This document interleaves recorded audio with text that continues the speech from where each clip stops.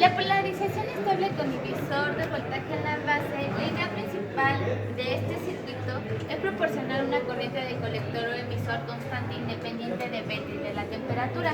Es decir, si tú tocas el transistor con tu dedito, que no cambie el valor de la corriente del colector.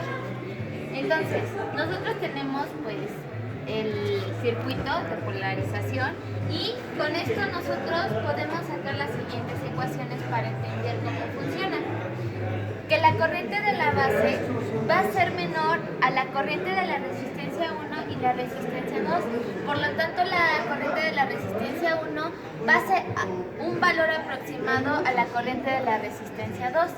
Entonces, con esto también podemos analizar que la corriente de la base va a ser menor o igual a la corriente de la resistencia 1 entre 20 o la corriente de la resistencia 2 entre 20.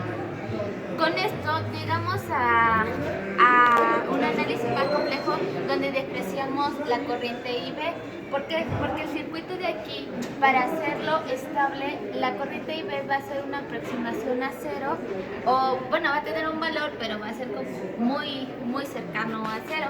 Entonces con esto nosotros podemos analizar que la corriente de la resistencia 1 va a ser una aproximación a la corriente de la resistencia 2, que va a ser igual al voltaje del colector. Como aquí ya estamos analizando que la corriente I V va a ser 0, la corriente el voltaje de la base y el voltaje del colector emisor nos va a dar que el voltaje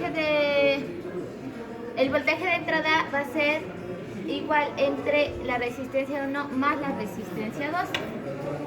Entonces, con esto también tenemos que la corriente del emisor va a ser igual al voltaje de la base menos el voltaje base emisor entre la resistencia. Y nosotros vemos también que el voltaje emisor va a ser igual al voltaje de la base menos el voltaje base emisor. Y con esto tenemos una aproximación que la corriente IC va a ser aproximadamente la corriente I. Y E va a tener como un 5% de diferencia, pero van a ser aproximadamente. Y con esto también tenemos que el voltaje base va a ser igual al voltaje de entrada entre la resistencia 1 más la resistencia 2 por la resistencia 2, que esto que vemos aquí podemos analizar que es el voltaje Thevenin